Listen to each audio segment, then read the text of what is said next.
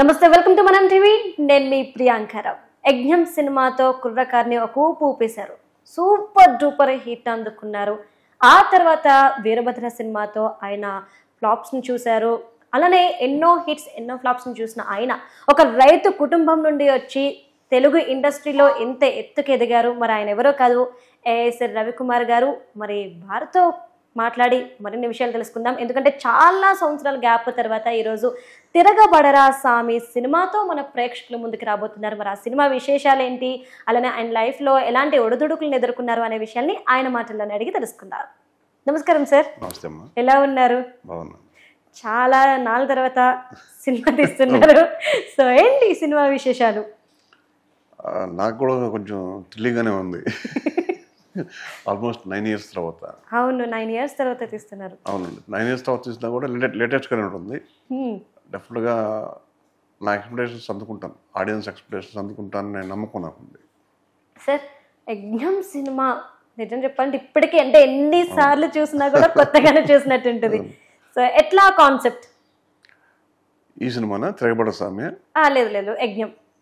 యజ్ఞం అది నేను జీవితంలో మర్చిపోలేని రోజు అండి. July 2nd నేను తిరుపతిలో చూస్తాను ప్రతి సినిమా. యాక్చువల్గా నా దగ్గర ఆ రోజున కేవలం 2,000 రూపాయలు ఉన్నాయి. యజ్ఞం రిలీజ్ రోజున తిరుపతికి వెళ్ళి సుప్రభాత సేవ చేసుకొని థియేటర్కి వచ్చాను. 7ంటికి వెళ్ళిపోయాను థియేటర్కి. ఎవరు గోపిచంద్ మాతో కత్తి పట్టుకుంటున్నాడు. అన్నా నువ్వు 7ంటికి వస్తే ఎవరు అన్నారు. 9ంటికి షో అది. 9ంటికి వెళ్ళా మళ్ళీ. కనీసం ఇడ్లీ కూడా తిరుమతి కాలేదండి, అంత టెన్షన్గా ఉన్నాను నేను. అయ్యో, ఎందుకంటే ఫస్ట్ మా మనసుతో ప్లాఫ్ ఇది కూడా అడిట్ అయిందంటే నా లైఫ్ ఏంటి నాకు తెలియదు. 9ంటికి వెళ్ళాను మళ్ళీ. 9ంటికి మళ్ళీ ఎవరు లేరు థియేటర్ దగ్గర. మళ్ళీ గోపిచంద్ కత్తి పట్టుకొని కటౌట్ ఉంది. ఈ అమ్మ, నేను ఒక డైరెక్టర్ని, ఇది ఒక సినిమా, అయినా ఎవడో 9 గంటలకు షో పెట్టాడు, 11 o'clock అయ్యాలి కదా, ఎవడో వస్తాడే అంటే అన్నాను లోపల రా అన్న అన్నారు. లోపలికి వెళ్తే థియేటర్ ఫుల్, హౌస్ఫుల్. అందుకు బయట ఎవరు లేరు. అమ్మయ్యా అనుకున్నా. అంటే ఆ హౌస్ఫుల్ రావడానికి కారణం నేను కాదు, గోపి కాదు, అది ఓన్లీ ఈతరన్ ఫిలిమ్స్ దమ్. అది ఈతరన్ ఫిలిమ్స్కి వచ్చిన ఓపెనింగ్స్. అవి ఓపెనింగ్స్ వచ్చేసాయి. షో స్టార్ట్ అయింది. నాకు లబ్డబ్ స్టార్ట్ అయింది. ఫస్ట్ హీరోని ఒప్పుకోవాలి. హీరో కత్తి పట్టుకునే అంటాడు. అక్కడ కనుక విజిల్స్ పడినాయా, గోపి పాస్. విజిల్స్ ఏంటి మోత మోగిచ్చారు థియేటర్లో. అమ్మ గోపి పాసు. ఒకవేళ సినిమా అటు ఇటు అయినా కూడా హీరోగా Gopichand pass. What about me? నాకు టెన్షన్ ఏంటంటే ఫాతిమా అనే ఒక క్యారెక్టర్ ఉంటుంది, జాహ్నవి చేసి. అమ్మాయి ఫస్ట్ ఫిల్మ్, అది పెద్ద క్యారెక్టర్. అది పండకపోతే నాకు అటు ఇటుగా ఉంటుంది సినిమా. ముందు అమ్మాయిని చూసిన నవల ఎవరో ఫస్ట్ సీన్లో, అబ్బా ఇంటర్ తప్పు చేశాను అనుకున్నా. రెండో సీన్ నుంచి స్టార్ట్ చేస్తే ఆ అమ్మాయి ఎప్పుడు వచ్చినా విజిల్స్ గోల అమ్మాయా సూపర్. సినిమాలో ఫోన్ కాల్ అయితే, ఫోన్ కన్వర్సేషన్ అయితే రెడ్డెప్పుతో ఫోన్ మాట ఇప్పటికి కూడా సీన్ ట్రోల్ అవుతుంది. ఆ అమ్మాయి క్యారెక్టర్ ని 15 minutes క్రియేట్ చేశాను నేను. Only 15 minutes. ముందుకు అందులో లేదు. ఏదో ఆలోచిస్తుండగా బాబురావు గారు అప్పుడే ఇల్లు స్టార్ట్ చేశారు, పొగురు బాబురావు గారు. ఆ పునాదులు జరుగుతూ ఉన్నాయి. అక్కడ ఎందుకో ఫ్లాష్ లాగా వచ్చింది. సార్ మోగమ్మాయి కాదు కానీ మోగమ్మాయి లాగా పెడదాం సార్, ఇట్లా క్యారెక్టర్ ఉందండి నాకు అనిపించిందండి, సూపర్ ఉందరా అన్నాడు బాబురావు గారు. అలా అమ్మాయి సినిమాకి ఒక రకంగా విరుద్ధంగా నిలిచింది. ప్రకాష్ రాజ్ ఎలా నిలిచాడో ఈ అమ్మాయి కూడా అలాగే నిలిచింది. సరే, ఫస్ట్ హాఫ్ అయిపోయింది. బయటకు వచ్చాను. నాకు బాగా గుర్తు, బ్రదర్ ఎక్కడ ఉన్నావు తెలియదు, నీ పేరు గుర్తుంది నాకు, నెల్లూరు శివ అతని పేరు. లుంగి పై కట్టుకున్నాడు, గొడవ చేస్తున్నాడు థియేటర్ బయట. ఇదండి సినిమా అంటే, ఇది కదా సినిమా అంటే అంటాడు. మా అమ్మాయి తిరుపతిలో చదువుతుంది, ఇంకా గేట్లు లేదు కాలేజీకి, అందుకే సినిమాకి వచ్చాను, ఇది కదా సినిమా అంటున్నాడు. అబ్బా అనిపించింది నాకు. ఒక డైరెక్టర్ గా సక్సెస్ అయ్యారు ఆ క్షణం అనిపించింది. డైరెక్ట్ ఎక్కడే ఉన్నాడు మాడతావా అన్నారు మా ఫ్రెండ్స్ ఉండి. ప్రకాష్ అని నా ఫ్రెండ్ ఉంటాడు. ఇప్పుడు ఇక్కడే ఉన్నాడు ఆయన డైరెక్టర్. వాడు చిన్న పట్టుకొని గిరగిర తిప్పేశాడు. Thank you Nellore Shiva. ఇంకా నాకు సెకండ్ హాఫ్ డౌట్ లేదండి. ఎగ్జామ్ సినిమా సెకండ్ హాఫ్ అస్సలు డౌట్ లేదు నాకు. లాస్ట్ రీడ్ జరుగుతూ ఉంది. ఇంకా క్లైమాక్స్ ఇద్దరు ఒకరు కత్తులతో ఒకరి తల ఒకరు తెగుని పడిపోతారు. అది జరుగుతుంది. క్లాప్స్ కొడుతున్నారు థియేటర్లో. నాకు 4 సీట్ల పక్కన ఉన్న ఒక అతను ఎవరికో ఫోన్ చేస్తున్నాడు. సార్ మీ శిష్యుడు చాలా పెద్ద హిట్ సార్ అంటున్నాడు. ఎవరో అని చూస్తే అతను మన mediator Kumar. Film mediator Kumar phone చేస్తుంది మా గురువు సాగర్ గారికి. థియేటర్కి వెళ్ళేప్పుడు నేను భయపడుతూ వెళ్ళే కదండి, నాకు థియేటర్లో రావడానికి 20 minutes టైం పట్టింది. 11 o'clock షో కొంచెం లేట్ అయింది నా కారణంగా. అప్పటికే గేట్లు ఊపుతున్నారు 11 o'clockకే. అంటే ఒక సినిమా పాజిటివ్ ఉంటే అలా ఉంటుంది కదా. నా దగ్గర 2000 మాత్రం ఉన్నాయని చెప్పే కదా. ఇక ఫోన్ కాల్స్ అండి, నా దగ్గర ఉంది 2000 రూపాయలు. ఒక 2000 ఫోన్ కాల్స్ వచ్చింటాయి నాకు. 2000 ఫోన్ కాల్స్. ఛార్జింగ్ అయిపోతూ ఉంది, మళ్ళీ పెట్టుకుంటా ఉన్నా, గొంతు పోతుంది. అంటే చివరికి ఎంత చెప్తానంటే నేను థ్యాంక్ యూ మళ్ళీ చేస్తానండి, ఇంతే, మళ్ళీ చేస్తాను కూడా లేదు. ఇంకా థ్యాంక్ యూ సార్ అని చెప్పి ఇంకో 5 మిస్డ్ కాల్స్ ఉంటున్నాయి. అంటే ఆ రోజు నేను జీవితంలో మర్చిపోలేనండి. అంత మంచి సక్సెస్ తీసుకున్నారు సార్. మరి మీరు వీరభద్ర సినిమా ఎందుకు మీకు ఇలాంటి పరిస్థితిని ఇచ్చింది? మీరు ఒకసారి వీరభద్ర చూడండి, అదేం ఫ్లాప్ సినిమా అంటుండే కాదండి. 50 days ఆడింది. అవును, 50 days ఆడింది. నెక్స్ట్ అది first half second half first half అయితే బాగుండేదేమో, కొంచెం కథలో మాత్రం నా తప్పే ఉంది, అది నేను ఒప్పుకుంటాను. బట్ బాలకృష్ణ గారితో డెఫినెట్గా పెద్ద హిట్స్ మొత్తం తీస్తా. కానీ బాలకృష్ణ గారికి మీకు ఒక మంచి సంబంధం ఉంది. అంటే ఇండస్ట్రీలో ఏ డైరెక్టర్ అయినా ఎవరితో సినిమా తీయాలి అంటే చిరంజీవి గారు, బాలకృష్ణ గారు, వీరి పేర్లు పడతాయి. మరి అలాంటి బాలకృష్ణ గారితో మీరు సినిమా తీశారు అంటేనే మీ గురించి అర్థమవుతుంది. కానీ అంబికా కృష్ణ గారు సినిమా పోవడానికి కారణం కేవలం డైరెక్టర్ వల్లే పోయింది, ఆయన తాగేసి షూటింగ్ కి వస్తారు, లొకేషన్ కి వస్తారు అని చెప్పేసి మీ మీద చాలా తీవ్రమైన ఆరోపణలు చేశారు. తర్వాత సారీ కూడా చెప్పేశాడు. అవును, అది చాలా మంది రీచ్ అవ్వలేదు. ఆయన నేను విచారిస్తాను అన్నాడు. ఇప్పుడు అది ముగిసిపోయిన అంశం కాబట్టి ఆ కాంట్రవర్సీకి వెళ్ళి తెలుసుకోవట్లేదు. ఎందుకంటే ఆయన విజ్ఞతగా వదిలేస్తాను. పెద్దోడు డబ్బులు ఇచ్చాడు, మంచి సినిమా ఇచ్చాడు, పెద్ద హీరోని ఇచ్చాడు, మంచి టెక్నీషియన్ ఇచ్చాడు. తప్పు ఏదైనా జరిగితే నా వైపు జరిగి ఉంటుంది. బట్ తాగి అనేది మాత్రం చెప్పుతా కొడతాను. మళ్ళీ కనుకంటే వాడి అబ్బాయికి ఇష్టం కాదు, వాడి అబ్బాయికి ఇష్టం అయినా సరే ఆ విషయం మాత్రం నేను ఒప్పుకోను. నేను తాగి షూటింగ్ వెళ్ళలేదు, తాగి షూటింగ్ చేయలేదు. సార్, అంటే ఒక సినిమా గురించి మాట్లాడుకుంటే ఒక సినిమా హిట్ అవ్వడమా ఫ్లాప్ అవ్వడమా అనేది ఎవరి చేతుల్లో డిపెండ్ అయి ఉంటుంది? అది ఒక్కసారి ఇప్పుడు మనకి చాలా పెద్ద సినిమాలు ఉన్నాయండి. For example Shankarabharanam first flop talk వచ్చింది, మళ్ళీ రిలీజ్ చేశారు, సంవత్సరం ఆడింది. అది టైంని బట్టి ఉంటుంది, ఆడియన్ మూడ్ బట్టి ఉంటుంది, కథలు బట్టి ఉంటుంది. అది ఇది కారణం, ఫ్లాప్ ఇది కారణం, సక్సెస్ ఇది కారణం అని చెప్పలేము. సక్సెస్ ఇదే కారణం అనుకుంటే ప్రతి సినిమా సక్సెస్ చేస్తుంటారుగా, కాబట్టి అది కొలమానం లేదు దానికి. బట్ ఒళ్ళు దగ్గర పెట్టుకుని పనిచేస్తే డెఫినెట్గా ఆల్మోస్ట్ 90% సక్సెస్ కొట్టచ్చు. మీరు చాలా మంచి హిట్స్ అందుకున్నారు. పిల్ల నువ్వు లేని జీవితంతో అయితే మళ్ళీ మీరు సూపర్ హిట్ అందుకున్నారు అని చెప్పచ్చు. అందులో అసలు సాయి ధరమ్ తేజ్ గారి కామెడీ కానివ్వండి, ఆయన యాస కానివ్వండి, ఒక ఊపు ఊపేసింది కుర్రకారిని అప్పట్లో. మరి ఇంత మంచి హిట్స్ అందుకున్నారు మీరు 2015 నుండి 2024 వరకు ఎందుకు 9 years గ్యాప్ తీసుకున్నారు మళ్ళీ మూవీ రిలీజ్ చేయడానికి? చెప్తానమ్మా. యాక్చువల్గా పిల్ల నువ్వు లేని జీవితం అయిన తర్వాత నేను సౌఖ్యం చేశాను. అవును, సౌఖ్యం చేశారు. సౌఖ్యం తర్వాత 2 హీరోలు కలిపి సినిమా చేయాలని ప్రయత్నం చేశాను. సాయి ధరమ్ తేజ్ అండ్ కళ్యాణ్ రామ్, నా తమ్ముడు కళ్యాణ్ రామ్. కేఎస్ రామారావు గారు ప్రొడ్యూసర్ అనుకున్నాం. అది ఒక 6 నెలలు జరిగింది. నాకు అకౌంట్స్ ఇచ్చారు, ఆఫీసు అంతా రైటర్స్ మొత్తం వెళ్తుంటే కథ కుదరట్లా, బ్యాలెన్స్ చేయలేకపోతున్నాను. ఇది ఎవరికి నచ్చలేదు. ఏ కథ చేసినా నాకు నచ్చలేదు, హీరోలు ఇద్దరికి నచ్చలేదు, ప్రొడ్యూసర్ గారికి కూడా సాటిస్ఫాక్షన్ లేదు, కేఎస్ రామారావు గారికి. అలా ఒక 6 నెలలు పోయింది. 6 నెలలు పోయిన తర్వాత మళ్ళీ నేను ఈ తరం ఫిల్మ్స్కి వచ్చాను. నా మాతృ సంస్థ పోకురు బాబు గారు. అది ఒక కథ మీద ఒక 1.5 year బాగా డిస్కస్ చేస్తాను. చాలా మంచి కథ, ఆల్మోస్ట్ ఎండ్కి వచ్చింది. లాక్డౌన్ అక్కడ 2 years పోయింది. లాక్డౌన్ తర్వాత ఈతరం బాబురావు గారు కొంచెం ఇండస్ట్రీకి దూరంగా ఉన్నారు. ఆ తర్వాత నేను ఏం చేయాలి, సి కళ్యాణ్ అనేది సినిమా అనుకున్నాను. అది కథ అంతా అయిపోయింది. మాకు హీరో సెట్ అవ్వాలి, కొన్ని కారణాల వల్ల అది ఎలా పోయింది. టోటల్గా ఇలాగ ఒక 5-6 సంవత్సరాలు పోయింది. ఆ స్ట్రగుల్ ఏంటో, నేను పడ్డ నరకం ఏంటో అది నాకు తెలుసు. బట్ ఈ సినిమాతో నేను బయటపడుతున్నాను అనుకుంటున్నాను. సార్, అంటే ఒక రైతు కుటుంబం నుండి వచ్చారు. అవును, ఒక మంచి హిట్ ని అందుకొని ఈరోజు తెలుగు ఇండస్ట్రీలో మీకంటూ ఒక ప్రత్యేకమైన గుర్తింపుని సంపాదించుకున్నారు. కానీ ఇండస్ట్రీలో మీ గురించి కొంతమంది అంటూ ఉంటారు, ఆయన ముందు బ్లాంక్ చెక్లు పెట్టేవారు, మీకు ఎంత చెక్ కావాలో అంత రాసుకో సినిమా తీసుకుని.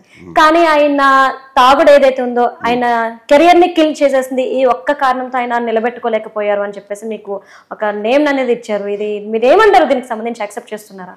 గాంధీ మహాత్మును కూడా ఏదో ఒక వంక పెడతారు. ఇండస్ట్రీలో నేను మీ మంచితనాన్ని ఎందుకు ఒప్పుకోవాలి, మీ సక్సెస్ ఎందుకు ఒప్పుకోవాలి, మీ ఎదుగుదలని ఎందుకు ఒప్పుకోవాలి, ఏదో రాయాలి మీ మీద. నా మీద నేను దొరికిందా, తాగుడు దొరికింది. ఎవడో నేను చెప్పుకునే నా కొడుకులు, నేను ఎక్కడో మోతినగరం నా ఫ్లాట్లో నేను తాగుతాను, ఎక్కడ బార్లోను పబ్లోను ఎక్కడ కనపడినా ఒక్క దాఖలా చూపించమనండి. ఎవరు తాగట్లేదు మేడం, ఆల్మోస్ట్ 90. అది తప్పని నేను అనుకోను. బట్ తాగి గొడవ చేసి ఎవరింటికైనా వెళ్ళి గొడవ చేస్తే లేకపోతే ఎవరైనా తిడితే అది తప్పుతుంది తప్ప నా హెల్త్, నా ఆరోగ్యం, నా డబ్బు, అంతే కదండి. So they have no right to comment me. Sir అంటే ఆ రోజుల్లోనే మీరు ఆ ఎంటీ చెక్ మీ ముందు పెట్టారు అంటే మీ రేంజ్ ఆ రోజు ఎంత ఎత్తుకెదిగింది అనేది ఆలోచించారు. ఇప్పుడు కూడా ఉన్నారండి, ఇప్పుడు కూడా ఉన్నారు నాకు ప్రొడ్యూసర్స్, ఇప్పుడు కూడా ఉన్నారు. నాకు ఏ ప్రొడ్యూసర్ దూరం కాలేదు, నేను రిపీట్ చేశాగా. మరి ఈ తరం లాంటి ఎంతో విలువలతో ఉన్న ఒక డిసిప్లిన్ డిగ్నిఫైడ్ బ్యానర్ అంటాను నేను. దానిలో రిపీట్ చేశానుగా, భవ్య క్రియేషన్స్ రిపీట్ చేశానుగా, సీక్రెట్ అనే మీద ఆట చేశాను, ఇప్పుడు మళ్ళీ చేయబోతున్నాను, మళ్ళీ రిపీట్గా. మరి నన్ను ఎలా అంటారు అంటే మళ్ళీ తిరగబడరా సామితో యజ్ఞం లాంటి హిట్ ని మీరు అందుకుంటారు అని చెప్పేసి అందుకోవాలి అని మేము భావిస్తున్నాము. మళ్ళీ మిమ్మల్ని ఆ రేంజ్ లో చూడాలనుకుంటున్నాం. మరి ఈ నేపథ్యంలో తిరగబడరా స్వామి కథ గురించి మీరు చెప్పాలి అంటే ఎలాంటి స్టోరీ? మళ్ళీ ఇది లవ్ స్టోరీనా లేదంటే కనుక ఏదైనా ట్విస్ట్ ఉందా? ఇది లవ్ కమ్ ఎమోషన్ రెండే ఉంటాయండి. ఇట్స్ ఒక బాండింగ్, ఒక భార్యాభర్త మధ్య బాండింగ్. మనం చాలా మంది ప్రామిస్ చేస్తాం కదా పిల్లల్లో, అర్ధేచ, ధర్మేచ, కామేచ, మోక్షేచ, దాదిచరామి అని.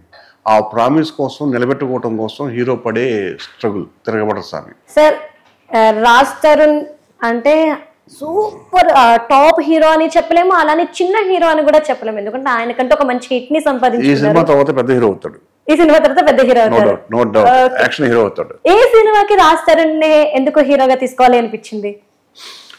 కథ రాసుకున్న తర్వాత ఫస్ట్ హీరో అనుకోలేదండి నేను, ఏ హీరో అనుకోలేదు. కథ రాసుకున్నాను, చిన్న కథ, చిన్న బడ్జెట్లో తీద్దాము అని. నేను మా అన్నయ్య అవుతారు డిఎస్ రావు అని, డిఎస్ రావు గారి ద్వారా మల్కాపురం శివకుమార్ గారిని కలవడం జరిగింది. మల్కాపురం గారు కథ మీద ఇమ్మీడియట్గా టేకప్ చేశాను, ఇమ్మీడియట్ సింగిల్ సిట్టింగ్లోనే. రాజు కూడా అప్పుడు ఆయన చెప్పారు రాజు తరుణ్ బాగుంటాడండి, నిజమేనండి బాగుంటాడండి అన్నాను. రాజుకి మధ్యాహ్నం కలిశాను, కథ చెప్పాను, సింగిల్ సిట్టింగ్. రాజా రవీంద్ర గారు రాజు తరుణ్ ఇద్దరు కూర్చొని ఉన్నారు. ఇమ్మీడియట్ ఓకే, అలా ఇమ్మీడియట్గా టక్ ఎక్కింది cinema. Okay sir, Raj Tarun గురించి ఇప్పుడు సోషల్ మీడియాలో ఎలాంటి ఆరోపణలు వస్తున్నాయో, ఎలాంటి కేసుని ఎదుర్కొంటాడో అది మన అందరికీ తెలిసింది. మరి రాజ్ తరుణ్, మాల్వి మల్హోత్రా వీరిద్దరు కూడాను ఎలా ఉండేవారు? నా హీరో నా హీరోయిన్ ఇద్దరు నాకు ఇద్దరు పిల్లలా ఉంటారు. ఇద్దరు రెండు కోట్లు. ఇది లొకేషన్ లో ఉంటే రాజు దమ్ముడు, ఆడ డైలాగ్ మొత్తం బట్టి పట్టేస్తాడు, లోపల పెట్టుకుంటాడు, ఈ అమ్మాయిని చెడగొడతా ఉంటాడు ఏదో జోకులేసి. ఆ పిల్ల వచ్చిన డైలాగ్ కూడా మర్చిపోద్ది.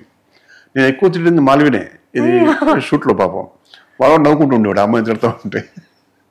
అంటే అల్లర పని, అల్లరి సరదా. మరి ఇంత సరదాగా ఇంత అల్లరిగా ఉన్న వారి మధ్య బాండింగ్ అనేది అది రిలేషన్షిప్ లోకి వెళ్ళింది అని వస్తున్న ఆరోపణలు మీరు ఖండిస్తున్నారా లేదంటే? 100% ఖండిస్తానండి నేను, ఆరోపణ ఖండిస్తాను. ఎందుకంటే నాకు ఇద్దరు నాకు బాగా తెలుసు కదా. చేసి ఆ అమ్మాయి వెరీ ఎడ్యుకేటెడ్, తను ఎడ్యుకేటెడ్. నెక్స్ట్ ఆ అమ్మాయికి చాలా మంచి ఫ్యామిలీ నాకు తెలుసు, నాకు వాళ్ళ మదర్ తెలుసు, వాళ్ళ ఫాదర్ తెలుసు. పైగా బేసికలీ షీ ఆల్సో రైటర్, తను రైటర్ మాల్వి. కాబట్టి నేను ఆ ఆరోపణలు నేను ఖండిస్తున్నాను. ఇద్దరు బంగారు, నాకు ఇద్దరు రెండు కళ్ళు అంటే వాళ్ళే. సార్ మీ హీరో మీ హీరోయిన్ ఈరోజు సోషల్ మీడియాకి కూడా కనిపించట్లేదు, అంటే ప్రమోషన్కి కూడా వారు వస్తారా రారా అన్న పరిస్థితిలో ఈరోజు అంటే ఈ కేసు ఇన్సిడెంట్ అలాంటిది అనిపిస్తుంది. మరి ఎట్లా దీని ఎఫెక్ట్ సినిమా మీద ఏమైనా పడుతుంది అని మీరు అనుకుంటున్నారా? ఏం పడదండి, సినిమాకి దీనికి సంబంధం లేదు. సినిమా ఈ కెరీర్. సో రాజ్ తరుణ్ గురించి ఒక్క మాటలు, అంటే తన యాక్టింగ్ గురించి కావచ్చు, తన పర్సనల్ లైఫ్ గురించి కావచ్చు, ఒక్క మాటలో చెప్పాలి అంటే ఏం చెప్తారు? రాజ్ తరుణ్ బాబు బంగారం, నాకు బంగారు కొండ.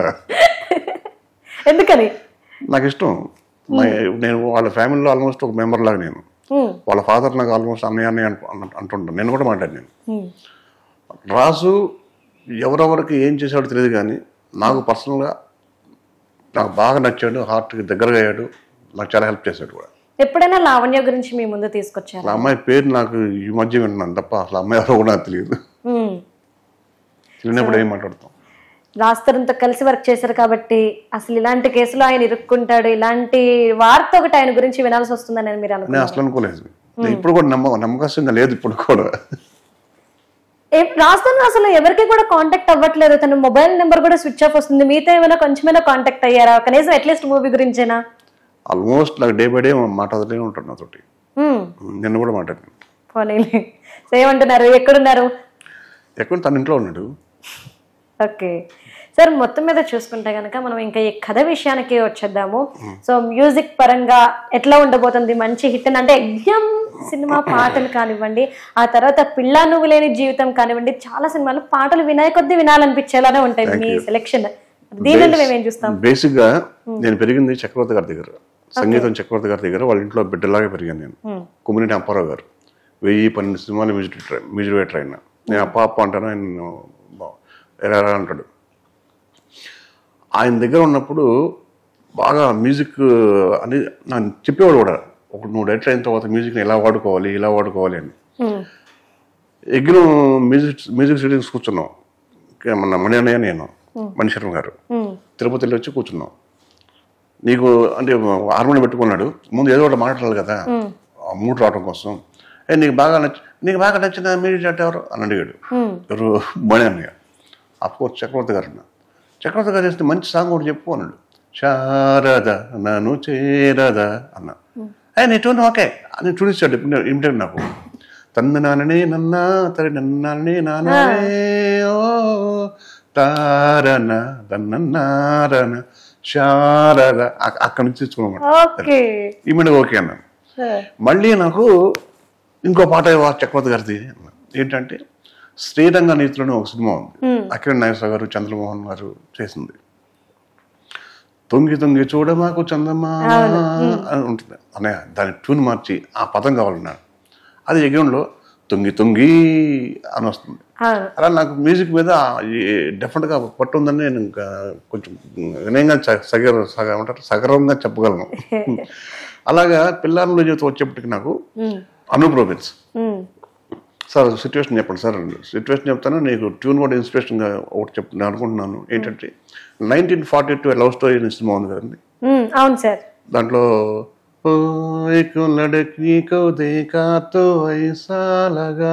అంటుంది. అలా కావాలి అన్న. దానికి ఇచ్చారు పిల్లల జీవితంలో ఆ రోజే తొలిసారి అట్లా ఆ సాంగ్ వచ్చింది అనమాట. దిల్రాజు అనేమో టైటిల్ మీద సాంగ్ ఉంటే బాగుంటుందని చెప్పి పిల్ల నువ్వు లేని జీవితం ఆ సాంగ్ మాత్రం క్రెడిట్ గోస్ టు దిల్రాజు అన్నయ్య. అలా ఆ 2 సినిమాలు. ఈ సినిమా వచ్చేప్పటికి జేబీ గారు అంటే జీవన్ బాబు గారు, ఆయన కీరవాణి గారికి రైట్ హ్యాండ్. అతను రీ రికార్డింగ్ నాకు బాగా ఇష్టం. అతను నాకు ఎలా టచ్ అయ్యాడంటే పిల్ల నువ్వు లేని జీవితంకి లాస్ట్ రైలు తనే చేశాడు రీ రికార్డింగ్. అప్పుడు సమాజగూడలో ఉండేవాడు. అంటే బాగా బిజీగా ఉన్నాడు మన అనూప్. మాకేమో రిలీజ్ టైం దగ్గర పడిపోయింది. అప్పుడు నాకు బాగా నచ్చాడు జేబీ. ఎలాంటి అద్భుతమైన సాంగ్స్ ఇచ్చాడంటే ఈ సినిమాలో చూడండి. మెలోడీస్ ఉంటాయి, మాస్ ఉంటుంది. ఒక సాంగ్ మాత్రం ముంబై బోలే షావ్లే చేశాడు. సార్ అంటే తెలుగు ఇండస్ట్రీ గురించి చూసుకుంటే కనుక మనం ఈ రోజు ఎక్కడికో వెళ్ళిపోయింది. పాన్ ఇండియా లెవెల్లో తెలుగు ఇండస్ట్రీ ఉంది. అంటే ఆ గ్రాఫిక్, ఆ విజువల్స్ కావచ్చు ఏదైనా. మరి ఇప్పుడు చిన్న సినిమాల విషయానికి వచ్చేసేపాటికి మరి ఎక్స్పెక్టేషన్స్ కూడా మనకి ప్రతి సినిమా మీద ఆ రేంజ్ లోకి వెళ్ళిపోతున్న టైంలో చిన్న సినిమాల పరిస్థితి ఏంటి? లేదండి, ఆడియన్ మూడు ఎలా ఉంటుందంటే మీరు మాతృదేవ భావ సినిమాకి వచ్చి వాడు బాహుబలి గుర్తు తెచ్చుకోండి. మాతృదేవ ఏడవలసిందే సినిమా చేస్తే. అవునవును. ఇప్పుడు మీకు అభిలాష సినిమాకి వెళ్ళి చిరంజీవి గారి అభిలాష సినిమా టీవీలో వస్తున్నా కూడా ఖైదీ గుర్తురాదు మనకి, రాదు. అందుకని మనం ఆడియన్ని ఎలా కట్టి పడేస్తున్నామా ఆ చిన్న సినిమా పెద్ద సినిమా అనేది అనవసరం. పెద్ద సినిమాలు కూడా అటప్లాఫ్ అయి ఉన్నాయి, చిన్న సినిమాలు పెద్ద హిట్ అయిన ఉన్నాయి. కాబట్టి ఆడియన్ని మనం అట్రాక్ట్ చేసామా, we have to grab the audience attention in theatre. అది ముఖ్యం ఉంది. కాబట్టి చిన్న సినిమా పెద్ద సినిమానికి పెద్ద ఇదేం కాదు. మారుతున్న కాలం ప్రకారం సినిమా తీయడంలోనూ కథల్లోనూ కూడా చాలా మార్పులు వస్తున్నాయి. ఇప్పుడున్న పరిస్థితుల ప్రకారం మనకున్న కల్చర్ ప్రకారం ప్రేక్షకులకి ఎలాంటి సినిమా కావాలి వాళ్ళ మైండ్ సెట్ అని మీరు అనుకుంటున్నారు? అంటే మారుతుంది అంటే నాకు అర్థం కలదమ్మా. మన కల్చర్ ని కూడా మనం చేంజ్. ఒకప్పుడు అన్ని ఫ్యామిలీ ఓరియంటెడ్ మూవీస్, ఫ్యామిలీ మొత్తం వెళ్ళి కూర్చొని చూసే సినిమాలు మాత్రమే ఉండేవి. ఇప్పుడు చూస్తుంటే సింగిల్ గా చూడాల్సిన సినిమాలు. ఇప్పుడు నాది అలాంటిది తిరుమల స్వామి ఫ్యామిలీ సహా చిన్న పిల్లలతో సహా వచ్చి చూసే సినిమా ఇది. నెక్స్ట్ మార్పులు అంటానండి, మారుతున్న మన ఆచారాలు అవి అవన్నీ. ఇది 2024. ఇంకొక 1000 సంవత్సరాలు అయినా కూడా అమ్మని అమ్మాయి అంటాం, అది బోరు కొట్టిన పదం అది. కాబట్టి కొన్ని కథలు ఎప్పుడు జనానికి దూరం అవ్వవు. మనకు కొంచెం సెంటిమెంట్స్ ఉంటాయి, మన వాటిని మనం చక్కగా పట్టుకొని చక్కగా కథలగలిగితే ఏ కాలమైనా కూడా చెప్పే కదా. First audience we have to grab the audience attention. మీరు మీ గురువు గారి నుండి ఇది నేర్చుకున్నారు, అది ప్రతి ఒక్కరికి తెలియాలి అనుకున్న విషయం ఏంటి? మా గురుగారి దగ్గర నుంచే మంచి మాట్లాడమ్మా. మా గురుగారు సాగర్ గారు మహానుభావుడు. భోజనం టైంకి ఎవరు వచ్చినా సరే ఆయన దగ్గర డబ్బులు ఉన్నాయా లేవో చూడకుండా కంపల్సరీగా భోజనం పెట్టి పంపించడం ఆయన అలవాటు. అది నేను బాగా నేర్చుకున్నాను ఆయన దగ్గర నుంచి. సో అప్కమింగ్ డైరెక్టర్స్ కి మీరు ఇచ్చే సజెషన్స్ ఏంటి? అప్కమింగ్ డైరెక్టర్స్ నేను ఇచ్చేసరికి నేనే అప్కమింగ్. మీరు అప్కమింగ్ అంటే మేము ఎవరో నమ్మము, అసలు ఎవరు నమ్మే స్థితిలో కూడా లేదు. అసిస్టెంట్స్ ఉన్నారు. ఇప్పుడు గోవింద్ లాలమని ఉన్నాడు, దివాకర్ ఉన్నాడు, వాళ్ళు డైరెక్షన్ చేస్తున్నారు. ఆల్రెడీ చేసిన వాళ్ళు ఉన్నారు, చేయబోవడం ఉన్నారు. అందరికీ చెప్తాను ఇదే, మీరు ఏ కథనే రాసుకోండి, we have to grab the audience attention in theatres. Okay sir, Telugu ఇండస్ట్రీలో ఎందుకు హీరోయిన్స్ ని అదర్ లాంగ్వేజెస్ నుండి మాత్రమే తెచ్చుకుంటారు, ఎందుకు మన తెలుగు వాళ్ళని తీసుకోరు? ఇప్పుడు నేనున్నానమ్మా, డెఫినెట్ నా తెలుగు అమ్మాయితో చేయాలని ఉంటుంది, బట్ ఎవరు రావట్లేదే. ఎందుకు మన తెలుగు వాళ్ళలో అంత అందమైన అమ్మాయిలు లేరు? నన్ను ఎవరు వచ్చి అప్రోచ్ అవ్వలేదు. నా ఆఫీస్కి ఎవరు తెలుగు అమ్మాయిని హీరోయిన్ అవుతారు అని వచ్చిన వాడే లేరు. తప్పదు. నెక్స్ట్ ఇవన్నీ దానికి మీరే అన్నారు, గ్లోబల్ అయిపోయింది సినిమా, తెలుగు సినిమా. అలాంటప్పుడు మనం పక్క రాష్ట్రం ఆర్టిస్టులు తీసుకురావడం అనేది తప్పట్లేదు మాకు. ఎందుకంటే మార్కెటింగ్. ఇప్పుడు మనాలా చోప్రా పెట్టుకున్నాను నేను, మా శివకుమార్ గారు చెప్పింది మనాలా చోప్రా. ఎందుకు టు అంటే అక్కడ రిలీజ్ హిందీలో కూడా చేయాలి కాబట్టి అక్కడ మార్కెట్ ఉంటుంది. ఇప్పుడు సినిమాకి భాషా పరిమితులు లేవమ్మా. సో ఒక ఆర్టిస్ట్ అంతే, మనకు తెలిసినంత వరకు తను ఎక్కడ ఆర్టిస్ట్, ఏ భాష అమ్మాయి అనేది పక్కన పెడితే తను ఒక ఆర్టిస్ట్ మనకు సూట్ అవుతుందా లేదా. బట్ తెలుగు ఇండస్ట్రీ అనే కాదు, అసలు రంగుల ప్రపంచం మీదే ఎప్పటికీ చెరపలేని ఒక మచ్చ పడింది కాస్టింగ్ కౌచ్. మరి దీనికి సంబంధించి ఏమంటారు? చాలా మంది దీని మీద ఆరోపణలు కూడా చేస్తున్నారు. సో వీటిని ఖండిస్తున్నారా? అసలు దీని గురించి ఏమంటారు? నాకు చాలా ఇంటర్వ్యూలో అడిగారు ఈ క్వశ్చన్, అదే సమాధానం చెప్పాను. ఆ కాస్టింగ్ కౌచ్ అనేది నాకు తెలియదు, నిజంగా నాకు తెలియదు. ఇప్పుడు మీకు అందం ఉందా, హైట్ ఉన్నారా, లావు ఉన్నారా, చక్కగా ఉన్నారా అది కాదు కావాల్సింది, ఇక్కడ పర్ఫార్మెన్స్ కావాలి. పర్ఫార్మెన్స్ లేకుండా నువ్వు ఏ కాస్టింగ్ కోచ్ వచ్చి ఎక్కడ ఎన్ని తందనాలన్నా కూడా నీ పర్ఫార్మెన్స్ లేకపోతే నువ్వు నిలబడలేవు. అలాంటి అమ్మాయికి క్యారెక్టర్ ఇచ్చినా కూడా క్యారెక్టర్ బాగొట్టుకునే అమ్మాయికి క్యారెక్టర్ ఇస్తే వాడి క్యారెక్టర్ పోద్ది, సినిమా పోద్ది. కాబట్టి if you are talented automatically you will get. But ఈ కాస్టింగ్ ఏమన్నది వాటి వల్ల పెద్ద వర్కౌట్ ఏమో కాదు, దాన్ని అసలు నమ్మను.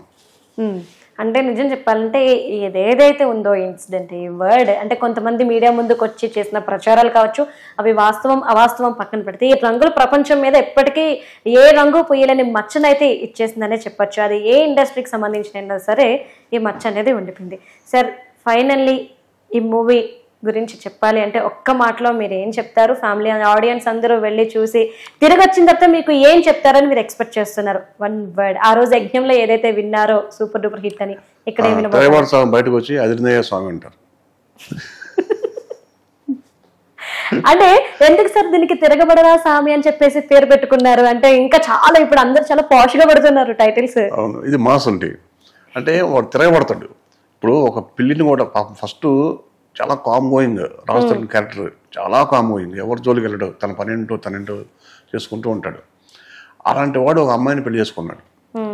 ఆ అమ్మాయికి ప్రాణాపాయం ఉంది ఒకటి దగ్గర నుంచి. వీడు బతిలాడాలని చూస్తాడు, దాక్కోవాలని చూస్తాడు, పాపం వాడిని కన్విన్స్ చేయడానికి ట్రై చేస్తాడు, కుదరదు. ఇంకా లాస్ట్కి ఏం చేస్తాడు, తిరగబడతాడు. అందుకే తిరగబడ్డ స్వామి అని పెట్టింది. చాలా బాగుంది సార్ యాక్చువల్లీ చెప్పారు. అంటే ప్రతి సినిమా మనం చాలా సినిమాలు తీసుకుంటే అది హిట్ అయిన సినిమానా లేదంటే ఫ్లాప్ అయిన సినిమానా పక్కన పెడితే ఏదో ఒక సీన్ సన్నివేశం అనేది ప్రేక్షకుల్ని కట్టిపడేస్తుంది, కంటి నుండి నీరు తెప్పిస్తుంది, లేదంటే ఫ్యామిలీ ఎమోషన్ ని క్రియేట్ చేస్తుంది. అలాంటి సీన్ ఏమైనా తిరగబడరా సామిలో ఉందా? 100% ఉంది. సినిమా మీకు 5వ రీల్ దాకా అలా వెళ్తుంది, 5వ రీల్ ఎత్తుకుంటుంది, వెళ్ళిన ఇంట్రెస్ట్ ఉంటుంది, అది రోమాలను ఎక్కబుచ్చుకుంటాయి నాకు తెలిసి. ఏ సినిమాకి కాపీ ఉండవు. నెక్స్ట్ వచ్చి క్లైమాక్స్, బిఫోర్ క్లైమాక్స్ 20 minutes మాత్రం ఇప్పుడు మీరు అన్న ఆ ఫిల్మ్ డెఫినెట్గా ఆడియన్స్కి వస్తుంది. స్టాండింగ్ ఓవేషన్ ఉంటుంది. చాలా 9 సంవత్సరాలు గ్యాప్ తీసుకుని తిరగబడరా సామి తీసిన మీరు మళ్ళీ సినిమా తర్వాత గ్యాప్ తీసుకోబోతున్నారా, లేదంటే మళ్ళీ వెంటనే మీ నుండి మరొక సినిమాని చూడబోతున్నామా? ఇది రిలీజ్ అయిన 10 days లో సినిమా స్టార్ట్ అయిపోతుంది. Congratulation sir. మిమ్మల్ని మేము అంటే మీకున్న పేరు ఇంకా పెరగాలి అని చెప్పేసి మీ నుండి మేము పాన్ ఇండియా మూవీ చేయాలి మీరు అని చెప్పేసి ఎక్స్పెక్ట్ చేస్తున్నాం. అట్లానే మీరు ఇంతకు ముందు కూడా అన్నారు 2 హీరోలతో కలిపి మల్టీ స్టారర్ మూవీ కూడా చేయాలి అనుకుంటున్నారని చెప్పేసి. ఒకవేళ మల్టీ స్టారర్ మూవీ చేయాల్సి వస్తే మీరు చూస్ చేసుకునే హీరోస్ ఎవరు? బాలయ్య బాబు, చిరంజీవి గారు.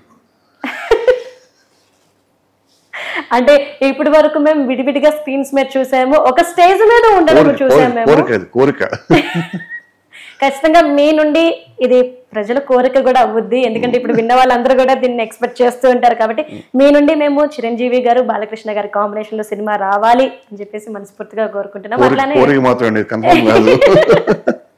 ఆ కోరిక నిజమవ్వాలి అని చెప్పేసి అనుకుంటున్నాం సార్.